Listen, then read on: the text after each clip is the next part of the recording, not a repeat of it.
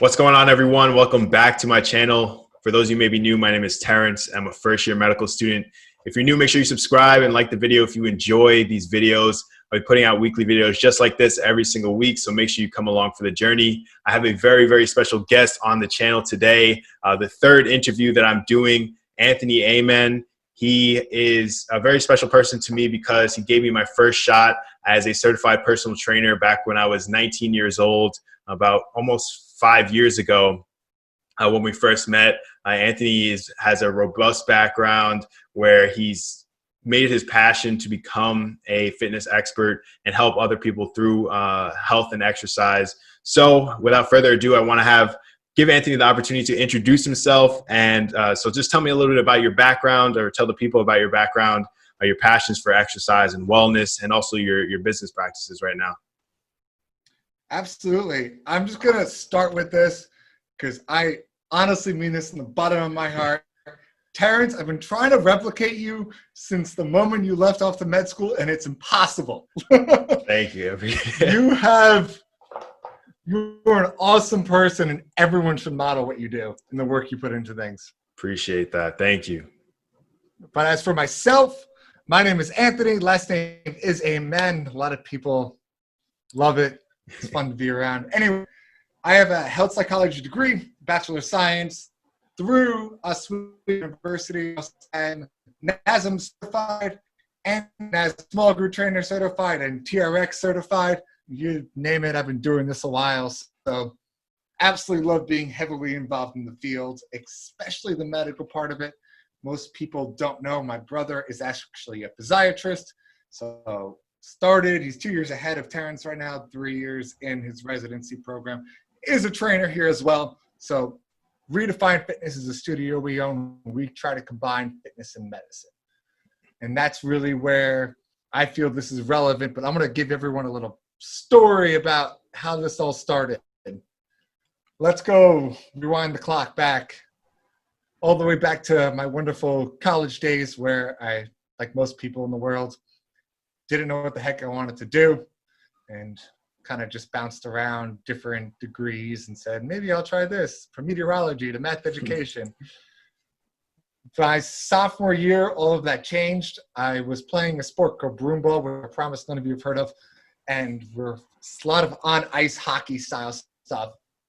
I'll never forget, my friend was on the opposing team. He went to go live tackle the ball away from me, and I went to go step around him. My heel hit the back of the ice, fell backwards, whiplash, concussion, out for 3 months. Totally and utterly devastating, to where I thought, this is it. Where it was just, this is what my life has come to. What am I going to do now? 3 months of not remembering anything led to 3 years of severe tension migraine that I used to get. Because my neck was perfectly straight from that point, I ended up herniating C2 all the way down to C5, and it was all kinds of screwed up. Right. And as you know, Terence, I went to a bunch of different doctors. I think it was around the 25 ball mark. Please don't ever do this, guys. I went to a physician once, showed up, top orthopedic surgeon at one of the hospitals nearby me, and I'm going to quote exactly what he said. I don't know what you want from me. I'm a physician, not a magician. Good luck. Take your meds. Yeah. Like, what? Yeah. One of the absolute worst things you could do, I think, and they were even telling us this week in orientation, like or a patient was actually giving us a presentation. He was saying, like, never tell somebody that you just have nothing for them, or, there's nothing you can do, because it's just the most disheartening thing you could hear. And just to give an example, because this is video, so this is my range of motion. Ready? This is the side. That's that way.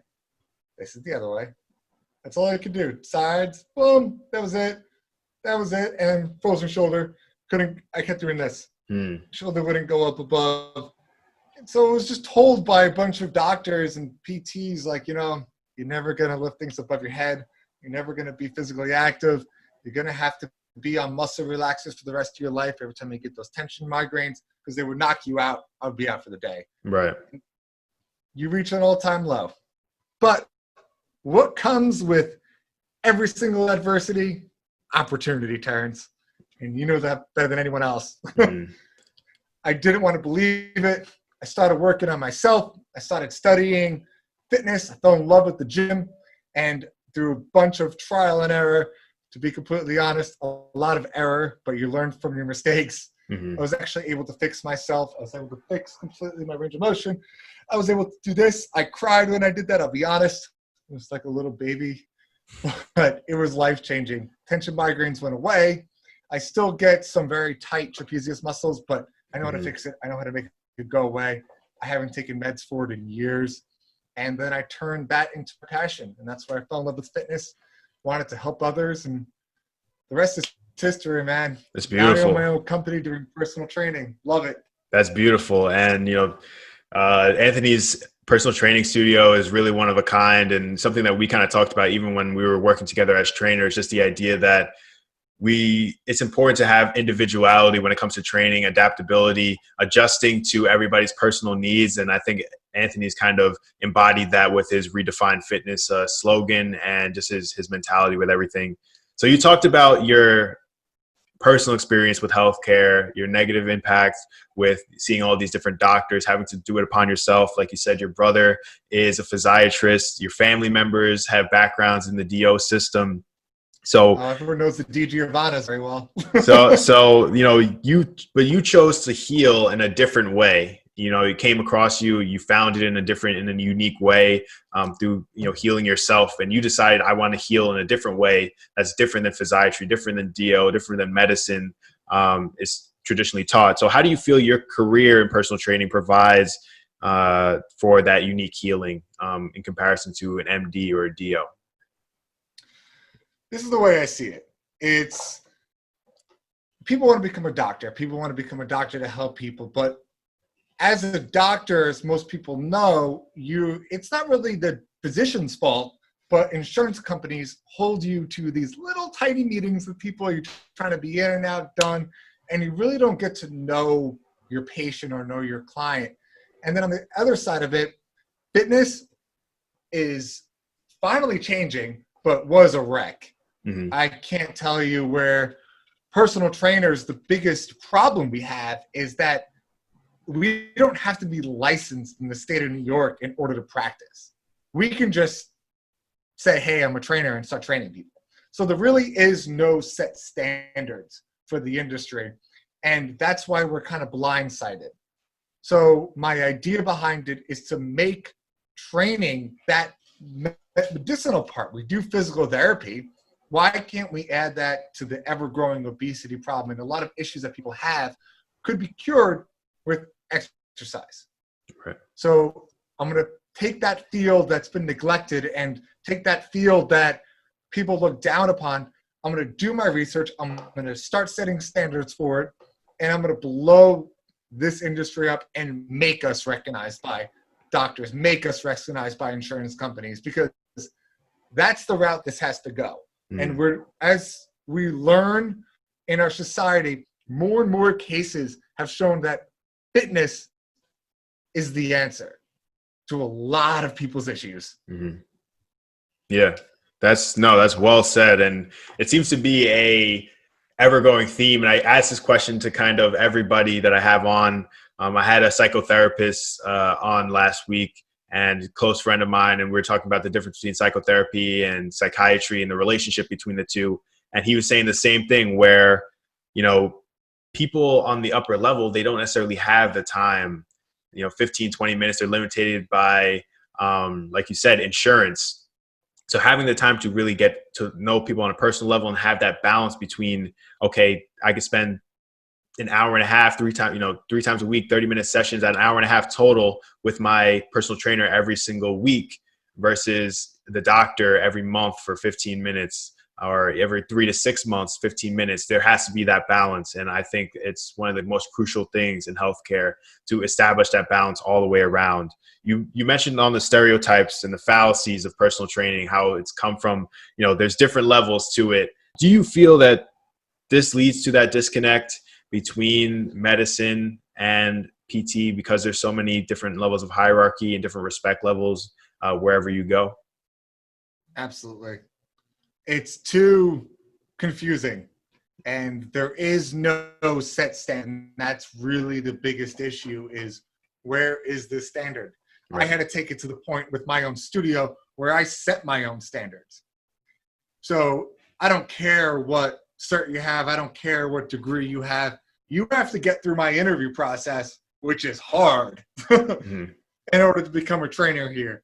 And I'm asking questions that you don't get when you go to other studios. And it's also on our certs.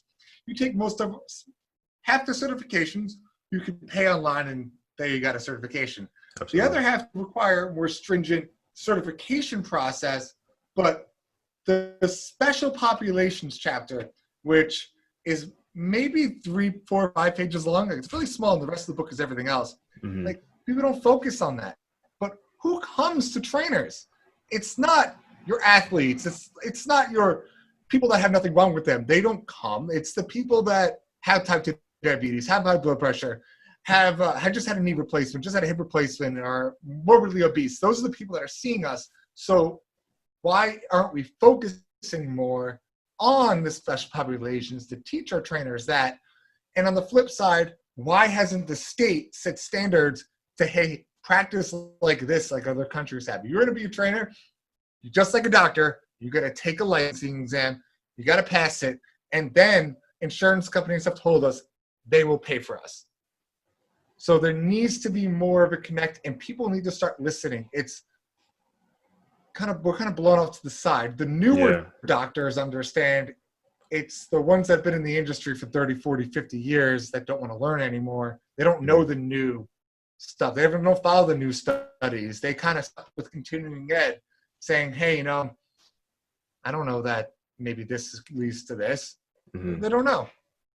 Right. Yeah, I think the stigma is hard, and that's one thing that I kind of wanted to break when I first started, and something that actually motivated me to go into personal training, which was getting out, helping it lose that stigma. Just seeing trainers that didn't really care, seeing the traditional trainer that just counts reps, plays on their phone while the person is training, but doesn't give that one-on-one undivided attention to the client.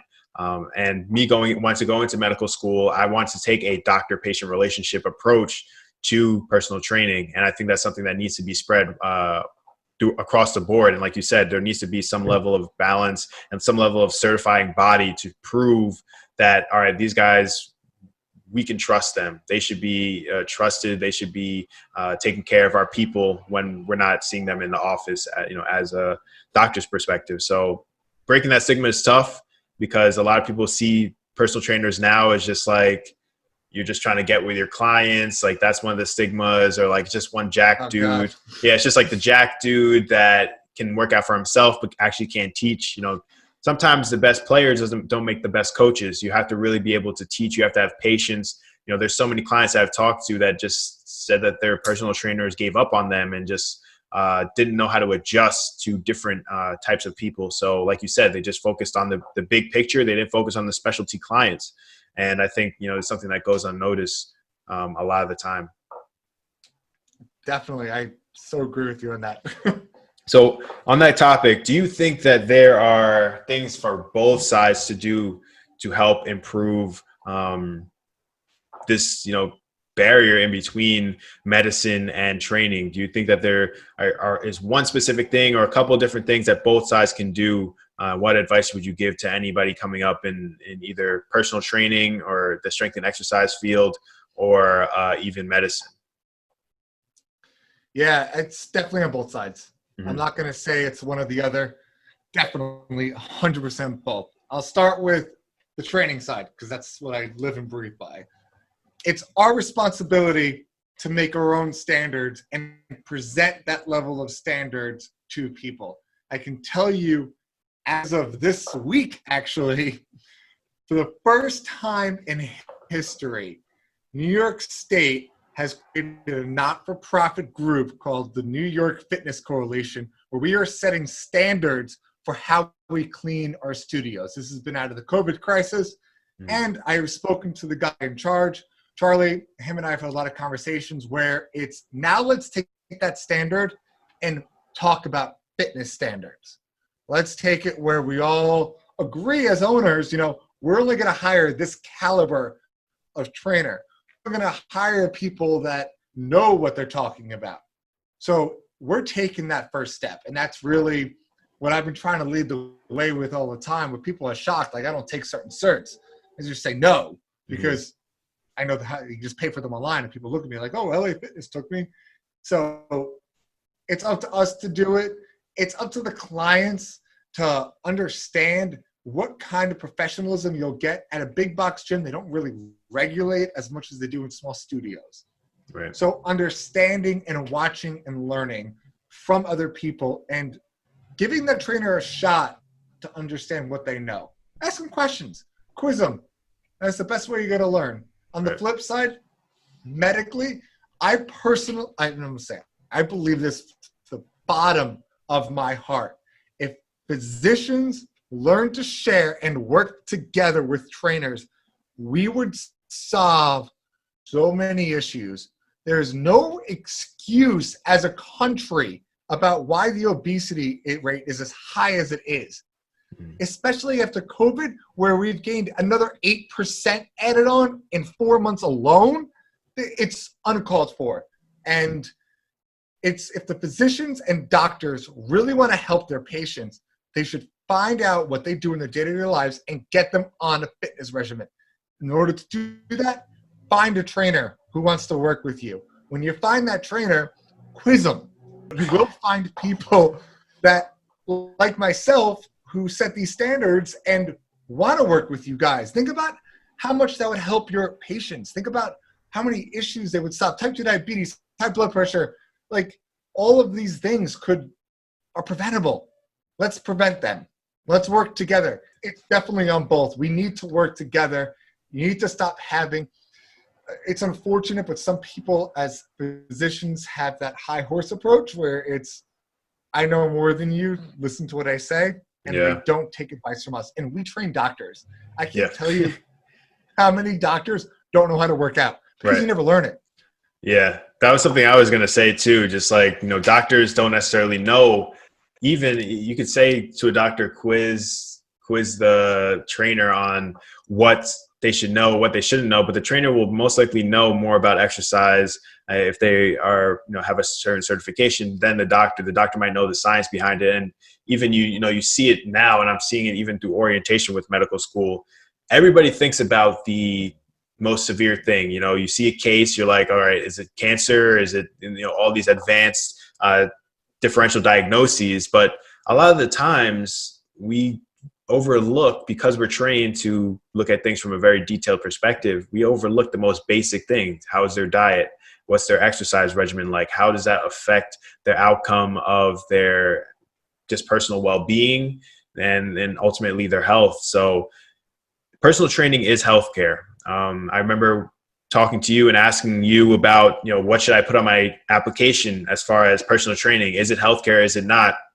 And I remember you telling me your brother was saying that the functional training that we do as personal trainers with people with diabetes, people with osteoarthritis, people post rehabilitation, that is a healthcare-based training. That is a therapy-based training. So it's important to have everything looked at from both sides and with open eyes and open mind. That's one thing that I'm really just trying to do. Keep an open mind and learn from everybody, because we could all learn. We don't want to have recency bias of this is the way we do it because we just came out of medical school. We want to have a well-rounded perspective from everybody. So I want to thank you for the conversation. Student. Exactly. I want to thank you for coming on. This is a great conversation, and we could talk more once we log off here. But great conversation having your perspective, and I think you animatedly express what a lot of people need to hear, especially medical students coming up. So any of you guys watching this right now, if you want to learn more about Anthony, he also has a podcast himself, and he also has social media, Facebook, Instagram. And make sure you go follow his podcast. If you're in the New York area, in the Long Island region, and you're looking to get involved with personal training or anything like that, make sure you check them out at Redefine Fitness. They're in Mount Sinai, New York. I'll put all the links and contact information down below. Anthony, is there anything else you want to leave the viewers off with before we sign off here? Yes, everyone go onto my podcast, Health and Fitness Redefined. It's on all platforms. go to episode number 4 and listen to me interview this guy. Yes. Yeah, I did an interview on Anthony's podcast. Is another great talk about something similar, but it's a slightly different perspective, and you get to learn a little bit more about me as well. So thank you for everybody that's watched. If you're new, make sure you subscribe. Like the video if you enjoy these videos. I'll be putting out weekly videos just like this every single week. Make sure you come along for the journey. If you're in the middle of applications right now, starting medical school, or wherever you are in your journey, good luck to you. Keep grinding, and let's get it. Beautiful, man.